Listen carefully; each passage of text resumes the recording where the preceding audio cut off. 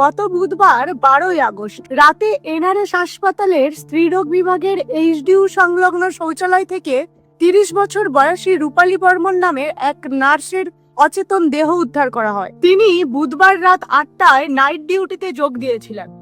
রাত প্রায় 10টা 20 মিনিট নাগাদ তিনি শৌচালয়ে যান।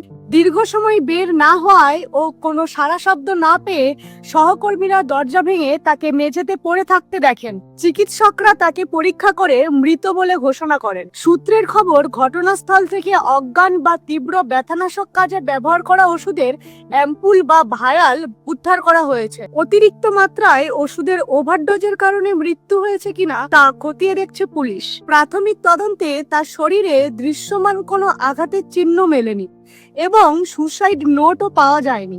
একই সাথে স্বাস্থ্য দপ্তরের পক্ষ থেকে 7 সদস্যের একটি উচ্চ পর্যায়ের কমিটি গঠন করা হয়েছে, যা আগামী 7 দিনের মধ্যে রিপোর্ট দেবে। পরিবারের অনুরোধ ও স্বচ্ছতা বজায় রাখার স্বার্থে এনআরএস এর পরিবর্তে কলকাতা মেডিকেল কলেজে তার দেহের ময়না তদন্তের ব্যবস্থা করানো হয়। ওই রাতে ডিউটিতে থাকা সহকর্মীদের জিজ্ঞাসাবাদ করা হচ্ছে। ময়না তদন্ত ও ফরেনসিক পরীক্ষার পূর্ণাঙ্গ রিপোর্ট আসার পরই মৃত্যুর প্রকৃত কারণ স্পষ্ট হবে বলে জানিয়েছে পুলিশ।